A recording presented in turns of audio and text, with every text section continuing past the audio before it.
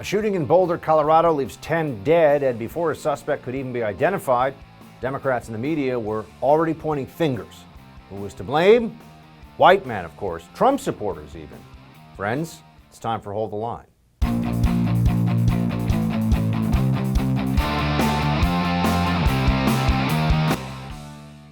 This suspect has been identified as AHMAD, ISSA, 21 of Arvada. He has been charged with 10 counts of murder in the first degree and will be shortly transported to Boulder County Jail. Welcome to Hold the Line. I'm Buck Sexton. Appreciate you being with us today. It's a tough day for the country. We had 10 people who were just brutally gunned down by a shooter in Boulder, Colorado. Understandable that there would be a period here, a movement toward national mourning, and that everybody would understand that this is a time to come together and not to overly politicize things. But of course, that's not what happens. Here we are the day after the shooting. We don't know very much about this at all. We know that 10 people were killed. We know a police officer responded to the scene. He was killed trying to stop the threat, trying to stop the shooter. And tragically, he left behind 7 children and a wife. And yet already we're hearing from Democrats about what needs to be done to stop this. How can we know what would stop a shooting when we don't know the motive, we don't know what led to the shooting? There's a lot that has yet to even be reported on, never mind confirmed by law enforcement. But they don't want to wait. This is the new Democrat reality that we're all living in. A crisis, an emotional moment, is an opportunity to use government power to force people to do things or to give up rights that you normally would be unable to do. That's the point. That's what this is. A crisis for the left is an opportunity. Joe Biden seized it today while we're all still in shock and in a degree of national mourning here for a terrible incident in Boulder, Colorado. Here's what Joe Biden has to say about how we would stop this. While we're still waiting for more information regarding the shooter, his motive, the weapons he used, the guns, the magazines, the weapons, the modifications that apparently have taken place to those weapons that are involved here, I don't need to wait another minute, let alone an hour, to take common sense steps that will save the lives in the future and to urge my colleagues in the House and Senate to act. We can ban assault weapons and high-capacity magazines in this country once again. Amazing, isn't it? While we still have a ton of things we need to know, Biden says, more or less, we should take action based upon what I just want us to do anyway. Doesn't know if the gun was purchased legally, doesn't know so many of the circumstances around this, but let's change gun laws in order to address a problem. We don't even know if the problem was in any way tied to any specific gun laws that could be changed or that they would change here. It's all about emotion and mobilization as quickly as possible before there can be good faith debate, before even all the facts are in. Biden's telling you that's what he wants to do.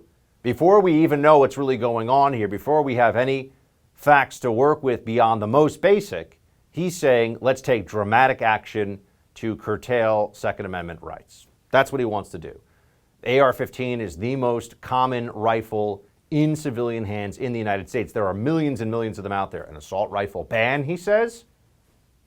This is unsurprising. This is what they do. And if you disagree with them, Senator Murphy from Connecticut is there, among others, to let you know that you're a moral monster who should not be listened to. In fact, if you don't agree with the policy positions of Democrats in the aftermath of a tragedy, it's because you're encouraging and telling these mass shooters that, quote, it's okay. And we're also a country that sends an unintended but meaningful message to mass shooters of endorsement. I mean, when Congress doesn't do anything year after year, decade after decade, in the wake of mass shooting after mass shooting, these minds that are starting to become unhinged imply that it's okay. They do not imply that it's okay because of people not taking action on background checks. How much dumber could a member of the United States Senate actually be? You'd want to ask that question after this. He used those words. You just heard him. That, you know, they're basically saying it's okay. They're giving some degree of approval to mass shootings because we won't restrict magazine capacity. This is what we're up against. But it's actually even worse than that, because last night there were a lot of people who were running around on social media, including prominent journalists, people who have platforms, who are supposed to be held responsible for what they say in the public square, at least by the public, were out there saying things like this. Here is Kamala Harris's niece. The Atlanta shooting was not even a week ago. Violent white men are the greatest terrorist threat to our country. Now, I want to be very clear about this, okay? I want us to be very straightforward. There is nothing that you can say as a liberal, as a Democrat now, that is too degrading about white people. No matter what it is you say, it'll be considered okay as long as you are denigrating whiteness.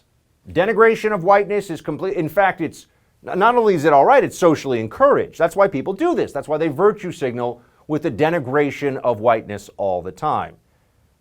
Problem, of course, is that referring to white terrorists as the biggest threat to this country, or that white terrorism is the biggest threat to this country right now, right after a shooting, when we know that in fact the individual who committed the act, allegedly, but we know it, is this guy whose name is Ahmad al-Issa.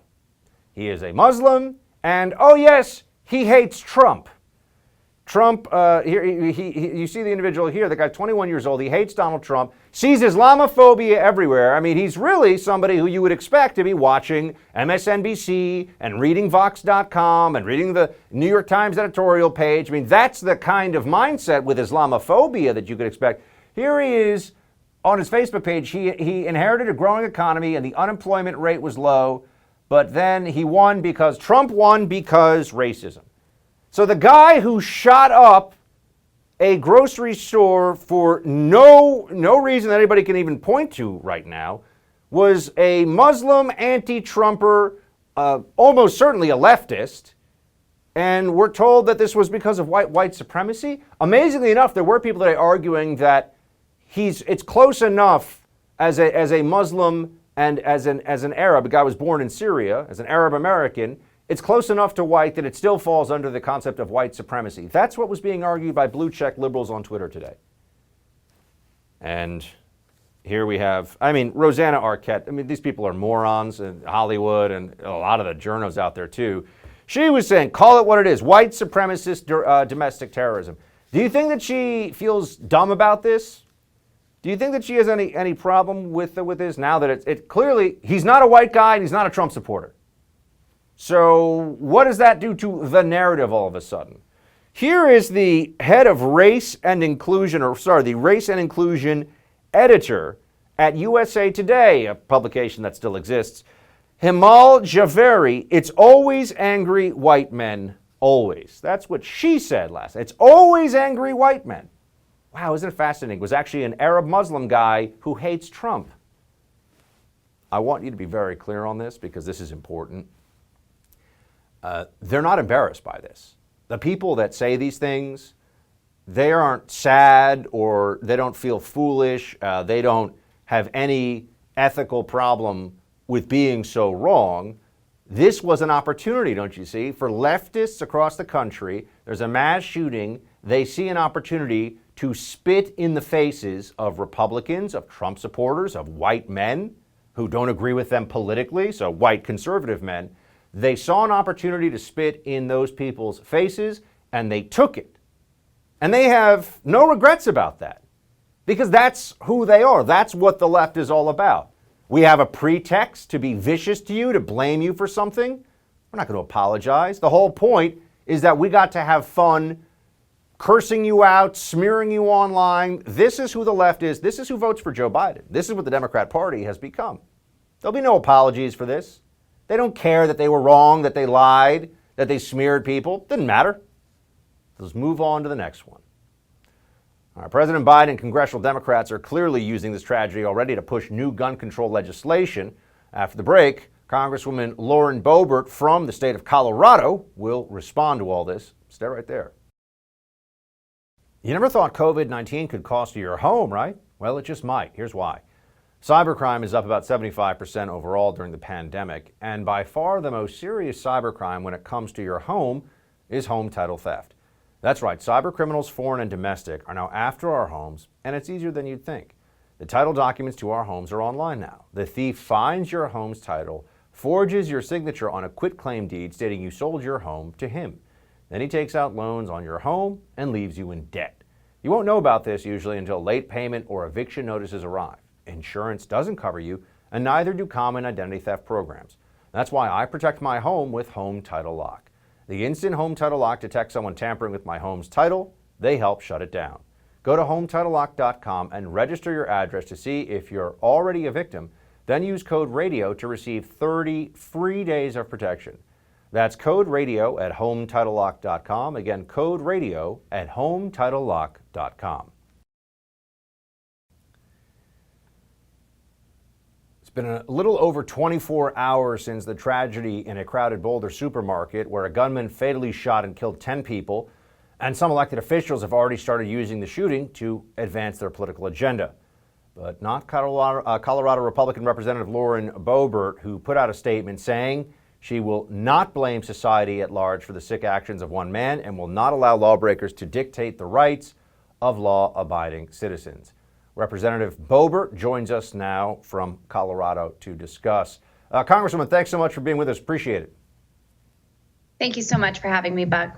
So here's what Joe Biden said today in response to the terrible shooting in Boulder. I wanted to have you react to it. Play it.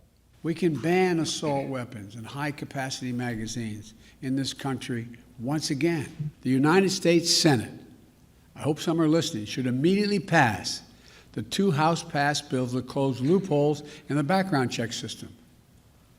These are bills that receive votes of both Republicans and Democrats in the House. This is not and should not be a partisan issue. This is an American issue. It will save lives. From day one, you have been, since the beginning of your time in office, Congresswoman, a Second Amendment defender. What's your reaction to Joe Biden calling on Congress to pass 2 bills, or pass these 2 aspects of bills? Well, first of all, I want to just express my heartfelt condolences to the family and loved ones of those who were killed in yesterday's horrible, horrendous attack. It certainly is a tragedy on our community, and it's very unfortunate that we have a president who wants to immediately restrict Americans' rights to defend themselves because of one sick person's actions. I know that some have chosen to criticize and ridicule the millions of Americans like myself who believe in the power of prayer, but I believe in a God who listens and a God who cares, and I'll continue to pray for the families and this entire situation. And just like you mentioned, I refuse to politicize this.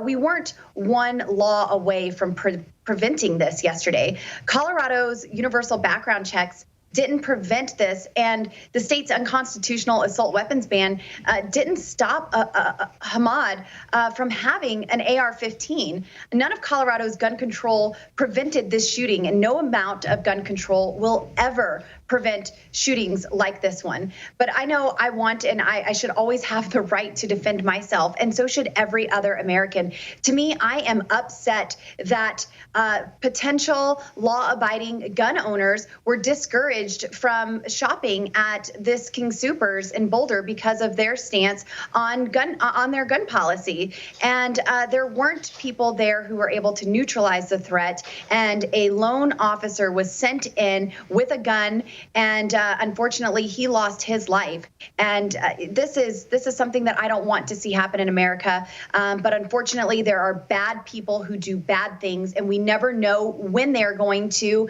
act on the thoughts that are consuming them.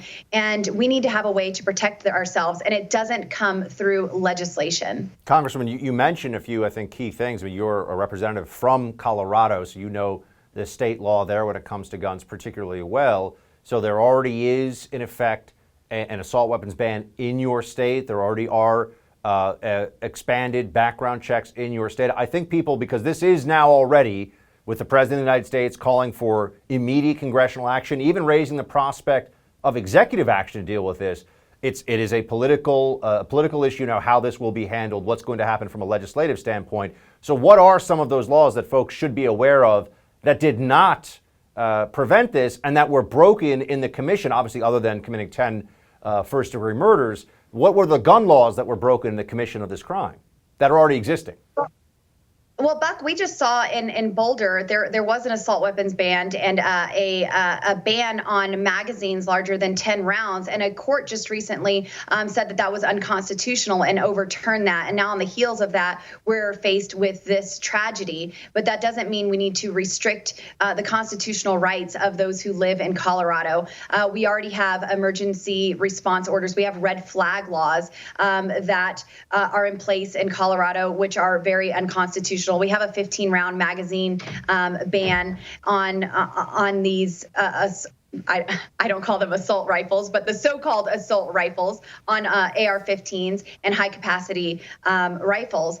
And none of this would have stopped this situation. It's already illegal to go in and open fire at all, and of course take the lives of these people, these 10 people who we saw tragically lose their lives yesterday. But details about the shooter and his motivations, they're still coming out, and we need to know more about what happened yesterday. We know that the shooter's name is AHMAD Alissa. We're hearing that he couldn't stand President Trump, and that he saw racism everywhere, and that he claimed to believe in Islam. But there's still a lot that we don't know about this situation, Buck. While we're dealing with this senseless tragedy and mourning the loss of life, here's what I'm not going to do. I'm not going to blame society at large for one sick individual's act of violence, and I'm not going to allow lawbreakers to reduce the rights of law-abiding citizen. I think it is unjust for President Biden to call on Congress to enact more legislation to restrict the rights of individuals. As a member of Congress, I know my first order of duty is to secure and defend the Constitution of the United States, to protect the rights of the citizens that I represent, not take them away, not give them away. I will always stand for everyone's right to defend themselves. Congresswoman, I want to also ask about the crisis going on at the border. I know today there's a particular focus, obviously, on the terrible shooting in your home state, and my condolences to all Coloradans. But I also want to ask you about what's going on at the U.S.-Mexico border. We have a crisis going on there. It seems like there's an effort to evade accountability from his current administration. Joe Biden says he's not going down there anytime soon. He knows what's going on. Here's what Kamala Harris said when asked about whether she's going to the border. Do you have plans to visit the border? Not today, but I have before, and I'm sure I will again. Yeah. I'm sure I will again. There does seem to be a lack of urgency and a lack of transparency on this border crisis. I wanted you to tell us what you're seeing. Yes, unfortunately, that was a very cavalier response from the Vice President of the United States of America. There is a crisis at the border. It is Biden's border crisis that we are facing. I went down to the border earlier this year, and we had not yet reached these extreme numbers at that time, but Border Patrol agents were warning us that this was coming. They knew that the rhetoric had already started, that the calls were already made from the Biden administration for people to surge the border, and they knew that this was coming. Coming out of a Trump administration where he did so much to secure our border and built so much of that big, beautiful southern wall. And then on the first day, President Biden signed an executive order to halt construction. I saw the construction equipment lying there and material wasting away, and big gaping holes in our southern border where they are unsecure. Border Patrol agents saying we need this wall complete. We don't have the resources to man an unwalled, an unsecure border. And now we have thousands of people coming across our border. We've seen now inside what these tents look like, and these holding locations for the illegal aliens that are crossing. We are hearing that they are COVID positive, that there's not testing going on, that others are being released into our country. There's been catch and release implemented. Buck, I can go on and on with all of the horrible things that are happening at our southern border. And unfortunately, we have Congress that wants to just spend $1.9 trillion or just get boys into women's sports and boys into girls' bathrooms instead of dealing with true crisis that they have created. Congresswoman Boebert, appreciate your perspective on all this. Thanks very much for joining us. Thanks so much, Buck. Democrats are eyeing a number of radical proposals that would fundamentally alter the balance of power in the United States and turn the GOP into a permanent minority party. They're playing for keeps, folks. We got more on that coming up in the Buck Brief. Have you ever wanted to invest in real estate, but you didn't have the time to do it on your own? I know exactly what that feels like because until about a year ago, that was me. I love the idea of real estate investment in theory, but I didn't know how to stay committed to everything I've got going on while getting started in real estate investing and not making some big rookie mistakes. Like you, I'm really busy, so how was I ever going to get started? Well, then I met my friends at Done For You Real Estate. They took all of the guesswork out of it for me. They found me an awesome property. They rented it out for me right away. They managed the tenant for me, and now I get a check every month like clockwork. Don't wait another second to see if my buddies at Done For You Real Estate can do for you what they did for me.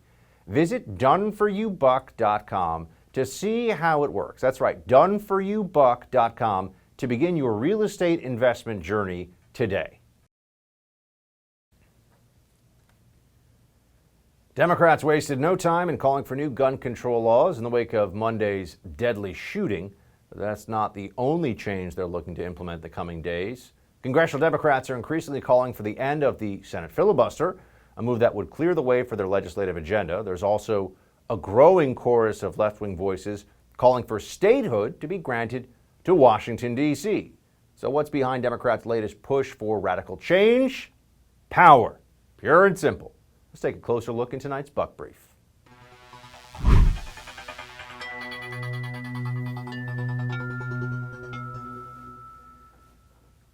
Remember during the Trump presidency when there was all this talk about our institutions and how Trump was destroying or undermining, that was their favorite one, undermining our sacred institutions of government and our democracy. There was all this talk about the need to respect the system and how anybody who didn't show due deference to the system was un-American and a threat actually to this country. Well, that was then. That was when there was a Republican president. Now you got a Democrat president, and wow, do things change quickly. Oh, things like the filibuster, which you should know the Democrats used many times against Republicans to prevent them from passing legislation under the Trump presidency. Now suddenly the filibuster goes from important tool to protect the political minority from being steamrolled by the majority to that thing's really annoying. We got to get rid of it. In fact, it's worse than that. It's racist. We'll get to that. But in the meantime, understand this. They're going to tie everything they can to the filibuster. Anything that they can't get done. Gun control, for example, they're going to blame on the filibuster to add to pressure. Here's what they say. We've passed two important initial pieces on gun violence prevention. The problem is in the Senate. Even with a majority, a slim majority, because of the filibuster, it's going to be very, very difficult to get anything done. You know, the filibuster to many of us is a tool, an instrument for government gridlock. And we need action, and we need it right away. So what are you calling for today? Well, we need to do away with the filibuster. We need to do away with the filibuster. I like how the CNN anchor there tees it up for her because she knows what she's going to say. This is now just adding, we need to do away with the filibuster for gun control. We need to do away with the filibuster for amnesty, for DC statehood, for anything, for H.R. 1. Anything Democrats want that Republicans won't go along with is grounds for eliminating the filibuster because it's so important. It's so important. It's obstruction for Republicans to believe things and not agree with Democrats and everything. Don't you know that? Those are the rules right now. That's how this all goes. Senator Elizabeth Warren said this, the filibuster, not to be outdone here, of course, the filibuster is racist, has deep roots in racism, should not be permitted to serve that function or to create a veto for the minority. In a democracy, it's majority rules. Elizabeth Warren has been in the Senate for quite some time. Do you think that this was her opinion when Barack Obama had a Senate majority at his disposal as a Democrat? Right? Do you think that this was, I'm sorry, when the Democrats, rather, under the Trump administration were in the minority in the Senate? I'm sure it actually was her opinion, scratch that, was her opinion on Barack Obama. But when Republicans under Donald Trump had a majority, do you think that was what she believed? No, it was not. No, it was not. This is all situational ethics on display. The principle changes. It's also very malleable depending on what is of greatest political expedience to Democrats in the moment. It's so convenient. They're so lucky that they have this. Here is Labor Secretary Robert Reich on the issue of the D.C. statehood, another place we're supposed to consider getting. D.C. is 46% black, 0 senators. Wyoming is 1% black, has 2 senators. D.C. has 120,000 more people than Wyoming. Opposition to D.C. statehood is racist. Ah, yes, Elizabeth Warren says it, Robert Reich says it, and that's where we are now. Opposition to D.C. state, because that's another place where if you don't agree with Democrats, it's racist. Which isn't, that's a new argument they're making now. Shouldn't be surprising. Oh, Congresswoman Presley also wants you to know that D.C. statehood is about racial justice now. Play it. There have been only 2 black elected governors in the history of this country. Massachusetts had one of them, Deval Patrick. Now, in more than 230 years, only 2 black governors. I'm going to make it plain. D.C. statehood is a racial justice issue. And racism kills. And I don't just mean police brutality and hate crimes and food apartheid systems and transportation deserts and unequal access to health care. I mean all of that too. But racism kills our democracy. What is she said, a food apartheid system? I will tell you, that is a new one. I have not heard that before. A food apartheid system in this country. She's saying it exists now. And transportation deserts. That one I can figure out, because they used to say food desert. That was the term. And then they actually did research into this. They found out it's really not what, anyway, that's a whole other conversation. It's the market responding to incentives based on what people actually buy in different communities and different neighborhoods. It's not that there's an unwillingness to, sell kale to people, but that's a conversation for another time. What does the Constitution actually say about D.C. statehood? Quote, the Congress shall have power to exercise exclusive legislation in all cases whatsoever over such district not exceeding 10 square miles as made by secession of particular states and the acceptance of Congress become the seat of government of the United States. So they dealt with this issue. It's also written about in the Federalist Papers. This is not a new thing that D.C., the founders looked at and said, should not actually be a state. We don't want to conflate this. We don't want it to be a state. But now it's about the naked power grab. Now it's about just take what you can and run with it. That's what Democrats are doing, and they'll justify whatever they can in that process. And then there's, speaking of naked power grabs, there's the Chuck Schumer amnesty push. Remember, it's not just legal status. It's let's get people who are in this country illegally the right to vote as quickly as possible. Here's Schumer. My strongest desire is to pass comprehensive immigration reform. I've felt that way since 2013 when the House blocked it. And we'll do everything we can to explore that area. The House hasn't sent us the comprehensive bill yet. They're in the process of sending us other legislation. We want to do as much as we can to make immigrants welcome in America, to make sure that America integrates immigrants into our system of government, and we'll keep fighting to get as bold and strong a bill as we can. It's been said a million times, but if Democrats didn't have double standards, they'd have no standards. Now it's all about do what we say or else. Get rid of the filibuster. Whatever we have to do, we'll do. But when they're in the political minority, all of a sudden, checks and balances, the system, it matters a lot, sure. Anti-Asian hate crimes reportedly on the rise around the U.S., which has led many on the left, without evidence, to point the finger at former President Donald Trump. But are Democrats really a friend to the Asian American community? Lauren CHEN is going to join us to give her take when we come back. Last week, 8 people were killed when a lone gunman went on a shooting spree in 3 Atlanta area spas. 6 of those murdered were Asian women, 2 were not. And although the FBI has zero evidence the event was a hate crime, some on the left believe the fatal shootings were, in fact, racially motivated. Here is Illinois Democratic Senator Tammy Duckworth. Well, from where I sit, I want to see a deeper investigation into whether or not these shootings and other similar crimes are racially motivated. It looks racially motivated to me, but I'm not, I'm not a police officer. I'm not investigating the crimes. Others on the left and in the mainstream media are taking it one step further, blaming Asian hate crimes on white supremacy. Take a look at these headlines. How white supremacy fuels black-Asian tensions in America. White supremacy and hate are haunting Asian Americans. And from the school newspaper of the University of Washington, how white supremacy racist myths fuel anti-Asian violence. But is the woke left really a friend to the Asian community? Our next guest says absolutely not. She joins us now to discuss. We've got political and social commentator Lauren CHEN with us now. Lauren, thanks so much for being with us. For sure. Thank you for having me. So what do you make now that we're obviously spending a lot of time talking about mass shootings, motivations behind them? We've had 2 in 2 weeks. What do you make of the initial analysis that was coming out of most of the media after the Atlanta shootings? Well, first I want to say that, of course, any type of prejudice or bigotry is wrong. And then if you add violence into the mix, it's even more tragic. But I've got to say, I'm sorry, I don't really buy a lot of this moral posturing that we're seeing from the left on behalf of the Asian community. For the longest time, we have seen the left actually push measures that directly hurt Asians. And I'm talking about things like affirmative action.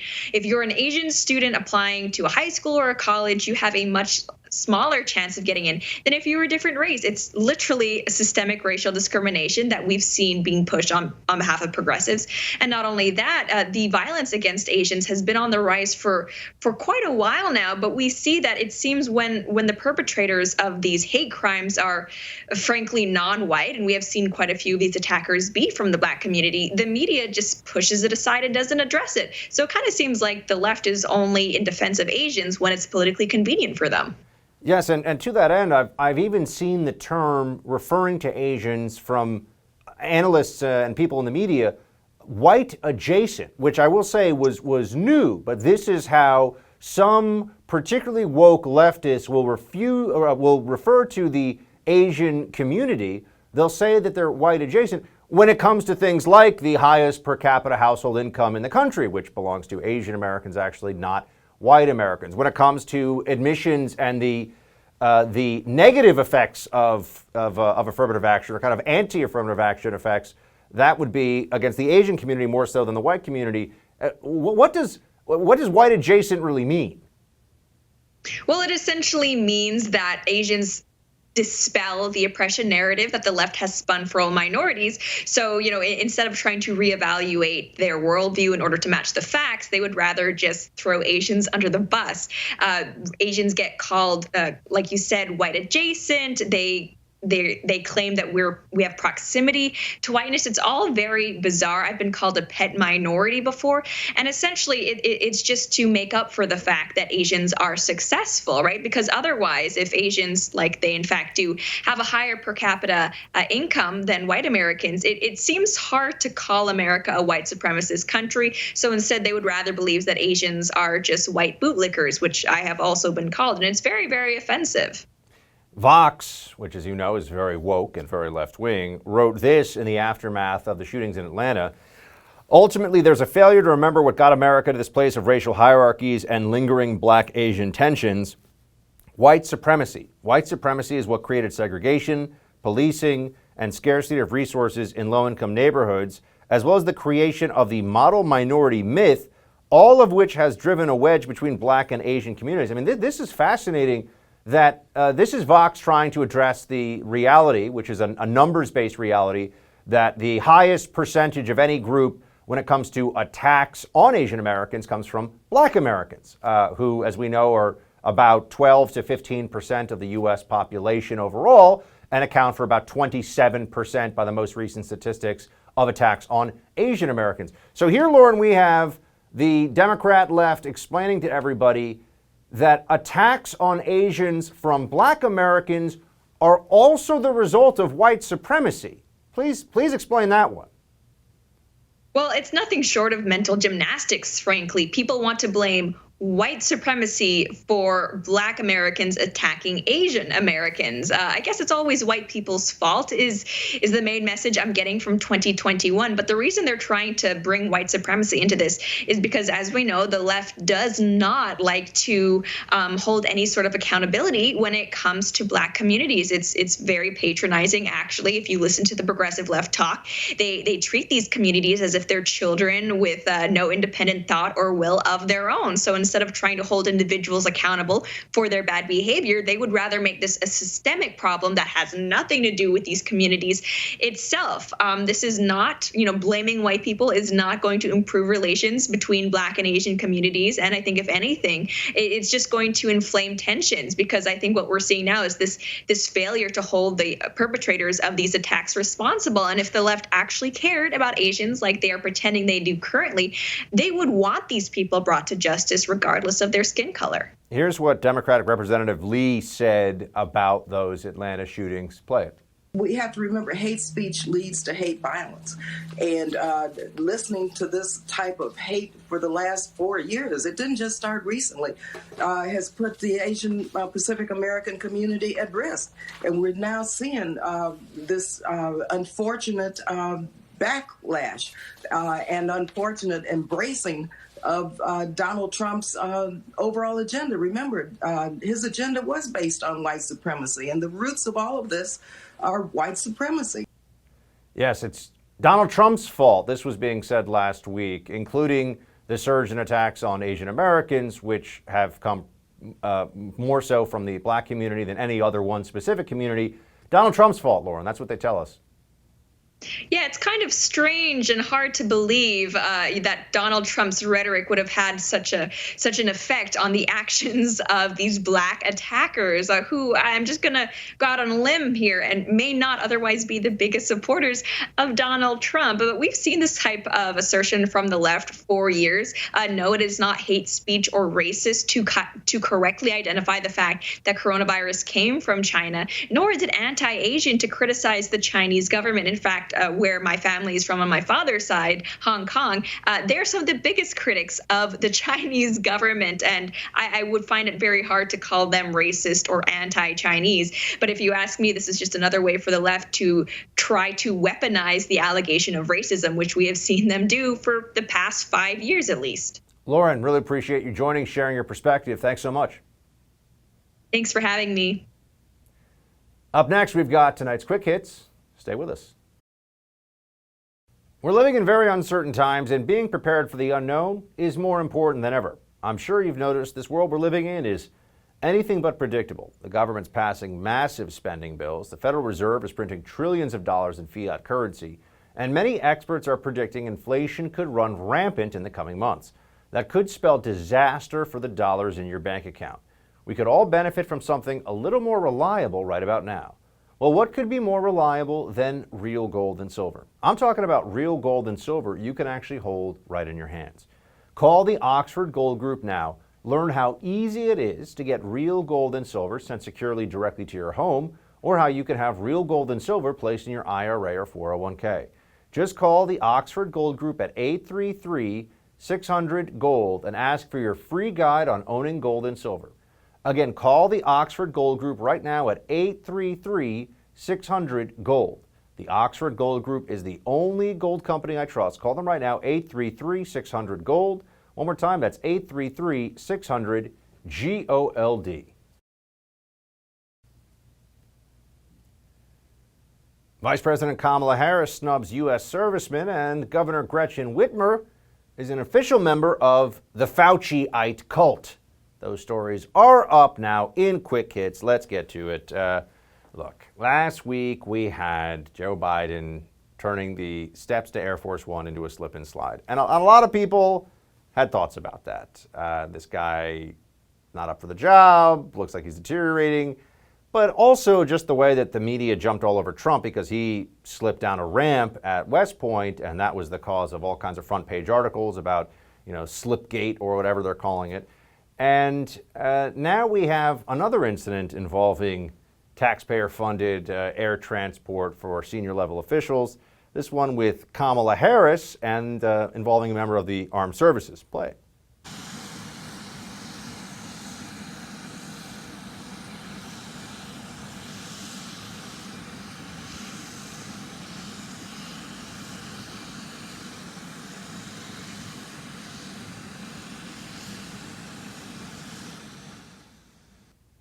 I mean, I think we probably played that clip. We just need to show the beginning where she does. But anyway, you got the idea. She did not salute. Now, is this just a forgetting of protocols? People would argue that, to be sure, but other people feel like, yeah, but does she really, you know, when you walk past somebody and they salute, and you're the vice president, don't you salute back? I mean, you're the number 2 after the commander-in-chief, right? That's an expectation that you'd have. I don't know. It's early in the job. You'd think maybe she would pay close attention to some of these protocol issues. But anyway, you know what we're paying close attention to? What's in the background, apparently, of Gretchen Whitmer's Skype calls here. She was on MSNBC, and in the background, this was amazing. I mean, do you see that there? She's got a pillow with Fauci's face on it. You cannot make this stuff up, folks. A pillow with Fauci's face on it. I mean, honestly, personally, I would rather that she had at this point a pillow of, you know, Karl Marx in the background. Okay, I'd rather Engels be in the background. Hey, anybody but Fauci, the little health policy Stalinist. But it goes to show you the ideological affiliation here is very clear.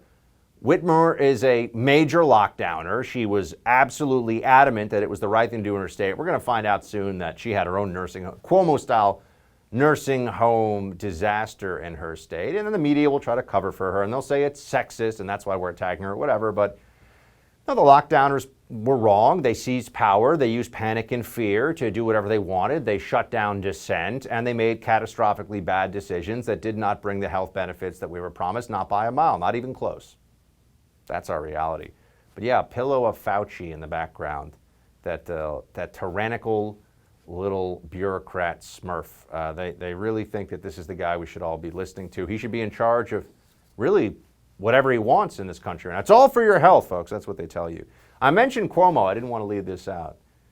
I've been saying from the beginning he's not going anywhere. And then I will say the last couple of weeks I started to feel like, I don't know, all this Me Too stuff, but I should have just stuck with my initial feelings on this, because this is all this guy does. He doesn't care what you think of him. He doesn't care what anybody thinks of him. As long as he gets to keep his fingers on power in New York State, that's what matters to him. So the governor of New York, in response to a supporter, let his plan, in case you didn't know, be known. We need you at the finish line. Stay here. I'm staying. You gotta get it, and we still looking for our 11 o'clock report. All right, I'm not going anywhere, darling. I'm not going anywhere, darling. Now, I know you could say that's a throwaway moment. That's something that, you know, we don't have to really think too much about. But I think he's telling you exactly what's happening here, because I don't think he is going anywhere. I think that he has no interest in giving up power, and just because people have figured out that he's a huge jerk, they already knew that beforehand. That's nothing new. Democrats are going to remove him from office? No, they're going to complain, they're going to whine, they're going to say he should step down, and then when he doesn't, they're going to say, oh yeah, well, we did our part. And then when he comes after them, they'll say, well, we didn't remove you, so let's let bygones be bygones. And here's a preview. He's not going to do that. He is going to crush people that he thinks left him high and dry at this point. I think you can be pretty much assured of that one. So you've got Governor Cuomo, who is going to likely stay. He's not going anywhere. Unfortunately for now, we have to go. That's it for tonight's Hold the Line. We've got the No Spin News with Bill O'Reilly up next. Have a great night, everybody. Shields high.